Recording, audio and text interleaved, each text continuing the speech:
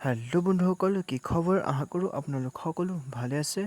আজি আমি আলোচনা কৰিম আছাম পুলিচ ADRE গ্ৰেড 3 আৰু গ্ৰেড 4ত আহিবলগীয়া কিছুমান গুৰুত্বপূৰ্ণ প্ৰশ্নৰ উত্তৰ। আজি আমি এটা টপিকৰ ওপৰত আলোচনা কৰিম।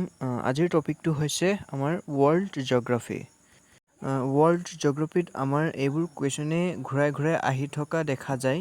চ' আমি এই সকলোবোৰ কুৱেশ্যন আজি আলোচনা কৰিম। তো ভিডিঅ'টো ভাল লাগিলে লাইক কৰিব, শ্বেয়াৰ কৰিব আৰু নেক্সট কোনটো টপিকৰ ওপৰত ভিডিঅ' লাগে তো কমেণ্ট কৰিব আৰু চেনেলটো ছাবস্ক্ৰাইব কৰিবলৈ নাপাহৰিব। তো বলক পলম নকৰি ভিডিঅ'টো আৰম্ভ কৰোঁ। তো আজিৰ আপোনালোকৰ প্ৰথম প্ৰশ্ন হৈছে পৃথিৱীৰ বৃহত্তম ছাহাৰা মৰুভূমি কোনখন মহাদেশত অৱস্থিত? ইয়াত আপোনালোকৰ দুটা অপশ্যন দিয়া আছে, A এছিয়া আৰু B আফ্ৰিকা। ইয়াৰ শুদ্ধ উত্তৰটো হৈছে আফ্ৰিকা মহাদেশ। দ্বিতীয় প্ৰশ্নটো হৈছে বতাহৰ চাপ জোখা যন্ত্ৰবিধৰ নাম কি? তো ইয়াত আপোনালোকৰ দুটা অপশ্যন দিয়া আছে, A আপোনালোকৰ বেৰোমিটাৰ আৰু B এনিমোমিটাৰ। ইয়াৰ শুদ্ধ উত্তৰটো হৈছে অপশ্যন B বেৰোমিটাৰ। তো আজিৰ তৃতীয় প্ৰশ্নটো হৈছে কোনখন দেশক ভূমিকম্পৰ দেশ বুলি কোৱা হয়? ইয়াত দুটা অপশ্যন দিয়া আছে, অপশ্যন A বাংলাদেশ আৰু অপশ্যন B জাপান। ইয়াৰ শুদ্ধ উত্তৰটো হৈছে অপশ্যন B জাপান। তো আজিৰ চতুৰ্থটো প্ৰশ্ন হৈছে পৃথিৱীত সৰ্বমুঠ কিমানখন দেশ আছে? ইয়াত অপশ্যন দুটা দিয়া আছে, অপশ্যন A 208 আৰু অপশ্যন B 198। আৰু ইয়াৰ শুদ্ধ উত্তৰটো হৈছে অপশ্যন B 198। আজিৰ 5 নম্বৰটো প্ৰশ্ন হৈছে সাগৰ নহয় কিন্তু সাগৰ বুলি কোৱা হ্ৰদটোৰ নাম কি? ইয়াত আপোনালোকৰ দুটা অপশ্যন দিয়া আছে, অপশ্যন A কাস্পিয়ান আৰু অপশ্যন B বৈকাল। ইয়াৰে দুটাৰে ভিতৰত আপোনালোকৰ শুদ্ধ উত্তৰটো হৈছে অপশ্যন A কাস্পিয়ান হ্ৰদ।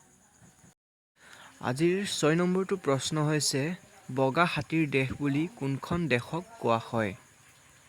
ইয়াতে আপোনালোকৰ দুটা অপশ্যন দিয়া আছে, অপশ্যন নম্বৰ A আপোনালোকৰ থাইলেণ্ড আৰু অপশ্যন B জাকাৰ্টা।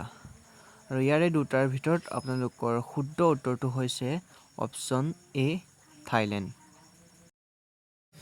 আজিৰ 7 নম্বৰটো প্ৰশ্ন হৈছে আটাইতকৈ শীতল গ্ৰহ কোনটো? ইয়াত আপোনালোকৰ দুটা অপশ্যন দিয়া আছে, অপশ্যন নম্বৰ A আপোনাৰ প্লুটো, অপশ্যন B বুধ। ইয়াৰে শুদ্ধ উত্তৰটো হৈছে আপোনালোকৰ অপশ্যন নম্বৰ A প্লুটো। আজিৰ 8 নম্বৰটো প্ৰশ্ন হৈছে মহাকাশৰ আটাইতকৈ উজ্জ্বল নক্ষত্ৰটো কি? ইয়াত আপোনালোকৰ দুটা অপশ্যন দিয়া আছে, অপশ্যন নম্বৰ A চন্দ্ৰ আৰু অপশ্যন B সূৰ্য। ইয়াৰে আপোনালোকৰ শুদ্ধ উত্তৰটো হৈছে অপশ্যন নম্বৰ B সূৰ্য। আজিৰ 9 নম্বৰটো প্ৰশ্ন হৈছে মাউণ্ট এভাৰেষ্ট ক'ত অৱস্থিত? ইয়াতে আপোনালোকৰ দুটা অপশ্যন দিয়া আছে, অপশ্যন নম্বৰ A নেপাল আৰু অপশ্যন B। ইয়াতে আপোনালোকৰ অপশ্যন দুটা দিয়া আছে, অপশ্যন নম্বৰ A নেপাল আৰু অপশ্যন B নিউ দিল্লী।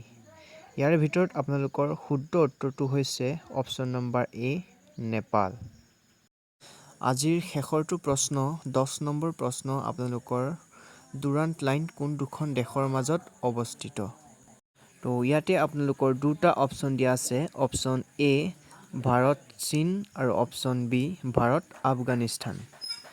ইয়াৰে দুটাৰে ভিতৰত আপোনালোকৰ শুদ্ধ উত্তৰটো হৈছে অপশ্যন B ভাৰত আফগানিস্তান।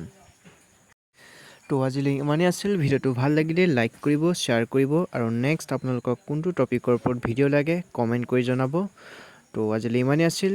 জয় আই অসম।